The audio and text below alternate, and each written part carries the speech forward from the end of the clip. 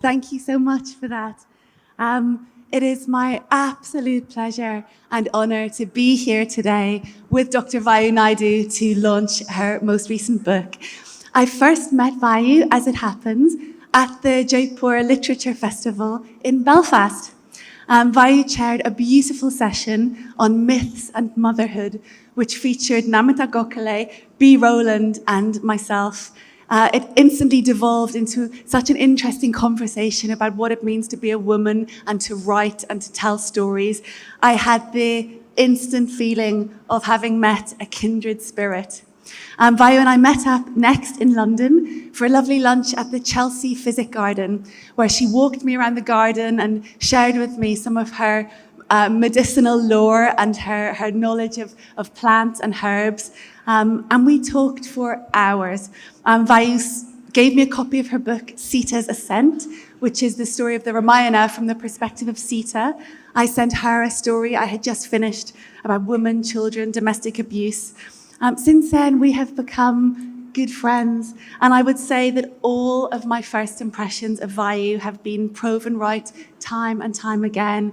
She's a rare and gentle and shining soul, as intuitive and imaginative as she is kind, infinitely generous, and with a trickster's playfulness and sharpness to her, as well as a formidable intellect. It's my honour to be here as her friend, but most of all as her admirer to launch this book. The living legend, the Ramayana tales from far and near. The Ramayana, as you all know, even more than I do, though it was one of my most loved childhood myths, is the great struggle of light over darkness. It's been told so many ways, in so many different places. My first question to you, Vayu, is why this Ramayana? Why now? And what did it require of you to tell it? You talk of having what you call a light bulb moment when you're in Leeds studying for your doctorate, and someone says to you casually at a drinks party, "So, what is the Ramayana?" Thank you so much, Lucy. And can everybody hear me? Can everybody hear me? Yes. I think everybody heard Lucy. I hope they did, because she said the most glowing things about me, and I wouldn't want any of you to miss that. But I also want to thank JLF and giving this wonderful opportunity to have Lucy Caldwell be part of this book launch. I'm very grateful after 35 years to actually have my sibling, my sister, my remaining member of the family, Vijay Vasudev, in the audience present. So if you wouldn't mind standing up. Yes, she's this very gracious looking lady who has been through many Ramayanas, and she was an inspiration with her children's Ramayana to me. Thank you. Thank you. I am also so grateful to have Chris Banfield, my husband, who, in a way, we sort of created an oral tradition of Ramayana. So when Lucy asks me this question, why this Ramayana? One thing we also, both Lucy and I, are dedicating this. Yesterday was the Irish St. Bridget's Day, and today is Saraswati Pujo Day. So we, both of us, share this thing of looking into the past, a kind of ancestral moment of reckoning of where we come from. And though we sort of live in Britain, we haven't forgotten the roots that we come from, R-O-U-T-E-S and R-O-O-T-S, R-O-O-T-S. So the living legend, actually, Lucy, it has this combined significance of a title. We watched Diwali being celebrated all across the world, really. Marks and Spencer's recognizes it. International banks will put up, greetings during Diwali. There are Diwali cards now publicly available in other places. It's really the greatest show on earth during October. And it continues with generations of diaspora. So it is, and what makes it happen is this story. Christmas also has a story, and this one gets told right from little tiny villages in India to now at the V&A, at the British Museum. There will always be activities of this amazing story. There are many retellings of Ramayana, and I'm very grateful to them. And there are many versions of Ramayana going on from 400 BCE. But for me, it was very exciting at this time when we have lots of dark forces in the world. You enter a zone where you start asking, what do these epics mean? And epic is literature. It's the characters within it are struggling against all odds just the way we do in our everyday life. But an epic character is somebody who struggles against all odds to bring some light into the life of everybody. So hope becomes manifest through their struggle. And I think across cultures, and I know, we share this with Irish legends and folklore, it meant so much at a time of Irish Renaissance in a way. And in fact, it's well known that it was the Irish teachers in pre-independent India who actually put in the seeds, sowed in the seeds for Indian independence. So there's something very timeless, ageless, and very present about, in a way, this epic. And I think that has been said before, but for me, it's about a certain connectedness. Yeah. To survive and to be a living legend, a great story needs to traverse place and it needs to traverse time as well. And it needs to say something to specific people in a specific place whilst retaining something of that mythic quality that gives it its power. So what does it mean for you to be considering the Ramayana from a diaspora perspective? What does the story say to you in Leeds or in London that it couldn't or didn't say to you in Delhi? Okay. That's a really good a question about location and identity. Perhaps when we all sort of move out of our own context, we, in a way, automatically become diaspora. So living out in England, and initially I questioned myself, is this nostalgia? Is this homesickness? But a strange opportunity presented itself to me, which was in Bradford, in Cartwright Hall. They had a Victorian collector's collection of the Mewar miniatures of the Ramayana. And they weren't small miniatures, they were sort of A4 sized. And at this wonderful exhibition, I had just gone with a fellow student, and the curator came running to me. This was 1988, and she said, "I'm so sorry, but our keynote speaker, Professor J.P. Losty, is having trouble making it in time for the speech, and he's stuck on a train between London and Leeds. That's quite a long distance. Could you say something?" And I had just registered as a PhD student. So the person next to me asked me, "What is this thing called Ramayana?" So I explained it in 7 minutes. And I was on. And he just said to me, "Don't worry, why don't you just tell the story?" So it was almost like I was in a situation like the scroll storytellers. I had all these miniatures, and I was facing an audience who had no idea or were not familiar with this culture. So I told the Ramayana story, and suddenly everybody said, now that's what we understand. And that's what you look for in storytelling and aesthetics. We always say, aha. So that's the light bulb moment. And interestingly, the great Ramayana story culminated in that wonderful man who told me, tell the story. He became my husband in a year's time. So.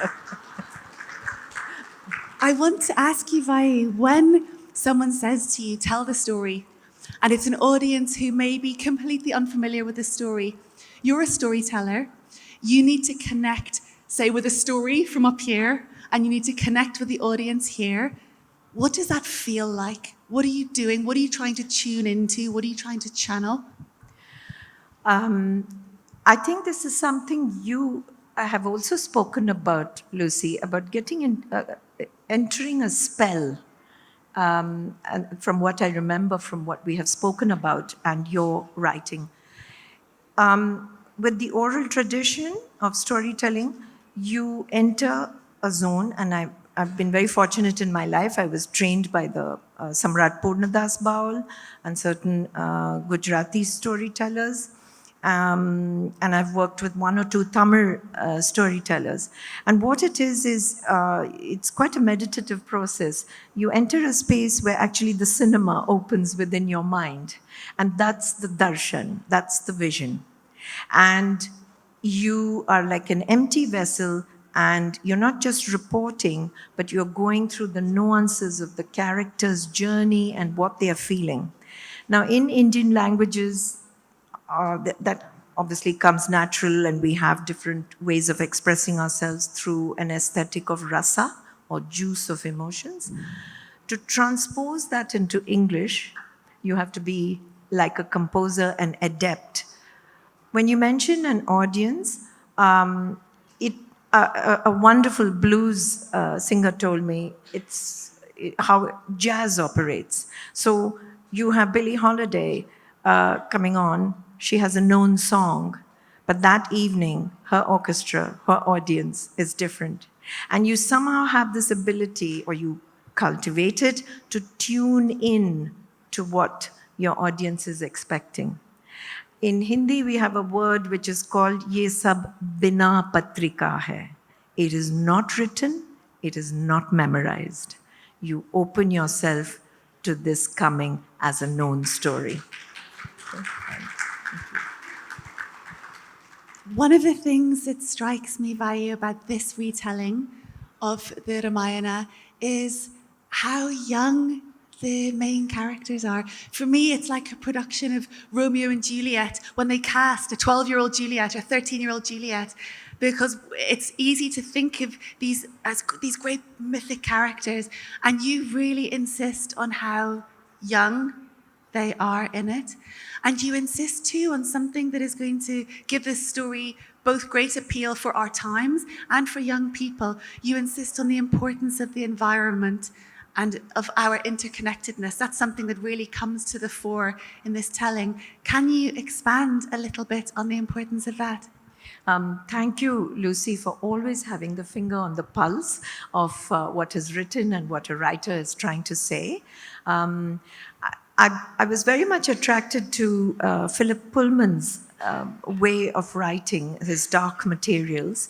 And he, in a way, the title, this little subtitle to his books is always for young adults and older ones too. And that's a great Spielberg technique. You know, you look at it from the history of E.T. as well. He's attracting children in the telling of a story which is of symbolic significance, but he makes parents feel very comfortable to travel on that journey, for want of a better expression, to experience their inner child with their children. Yeah. Through the Ramayanas that I have read in translation, heard orally in different Indian languages, we quite often forget that Rama is 16 when he's going into Dandaka forest, not of his own choice. And somewhere you realize, and this was the hook I wanted, especially post-COVID, working with a lot of young people who are 16 in state-funded schools, where some of them have just felt a little abandoned, possibly betrayed by what's happened.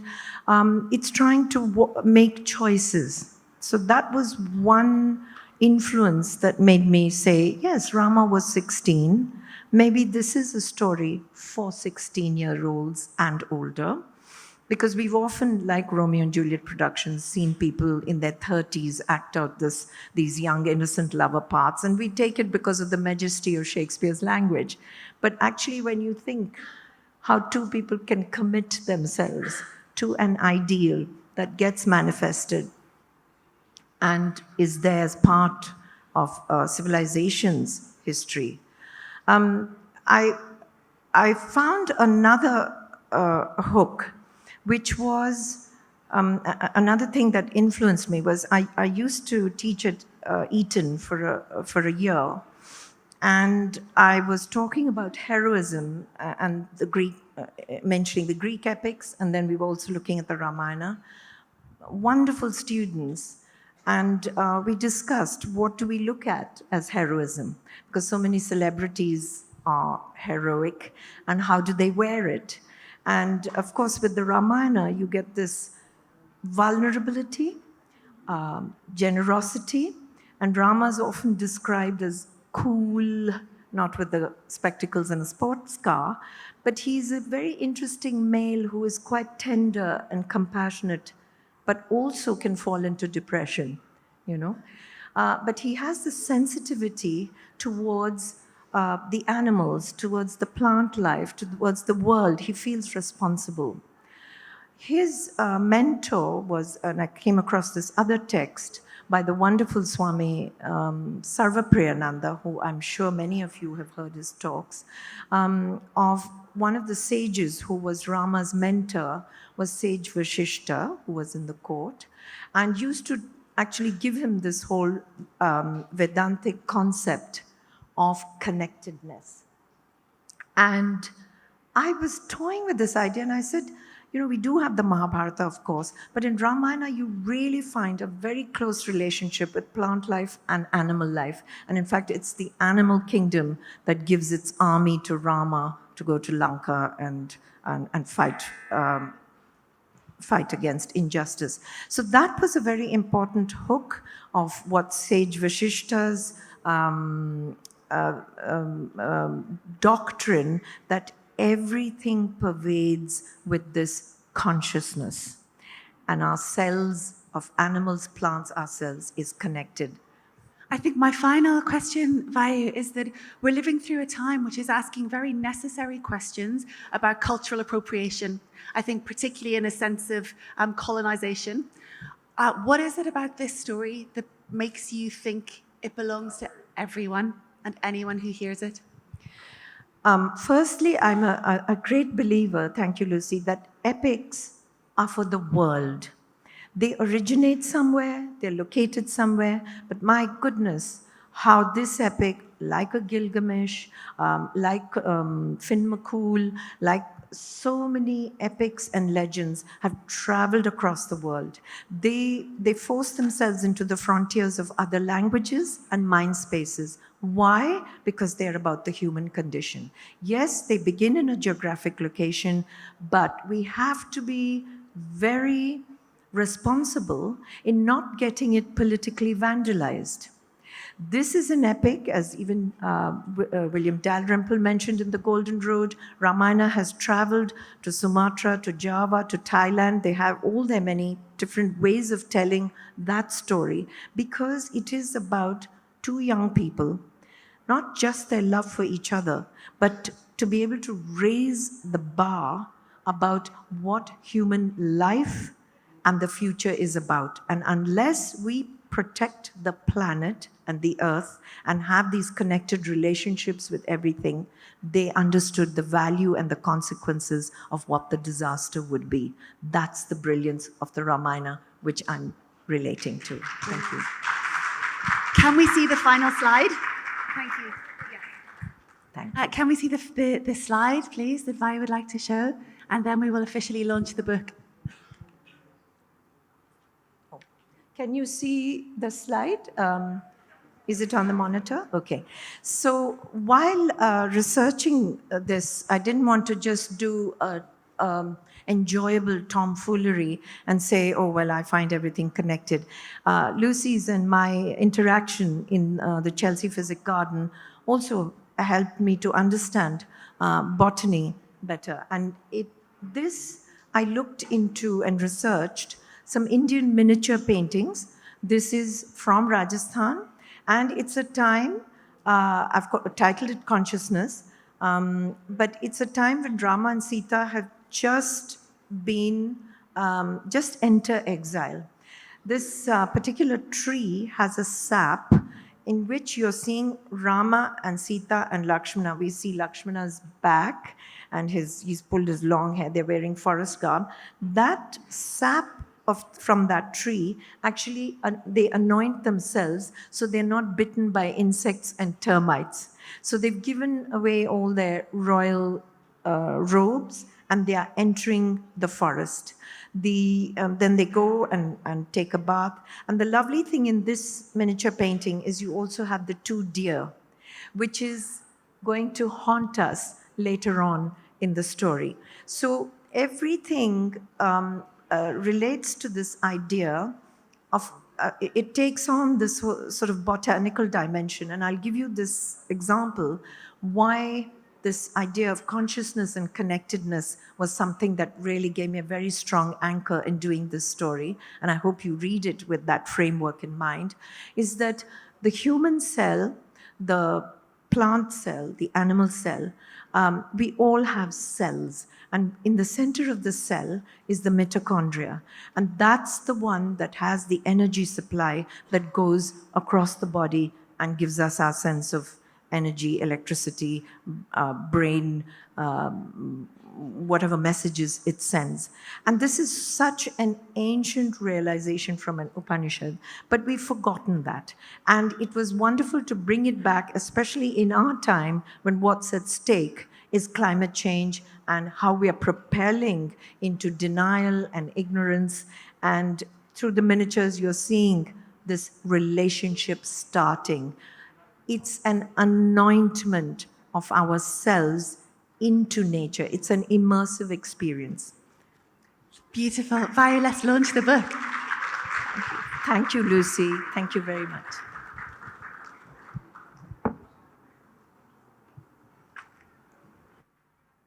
We would request the ladies to please unveil this book.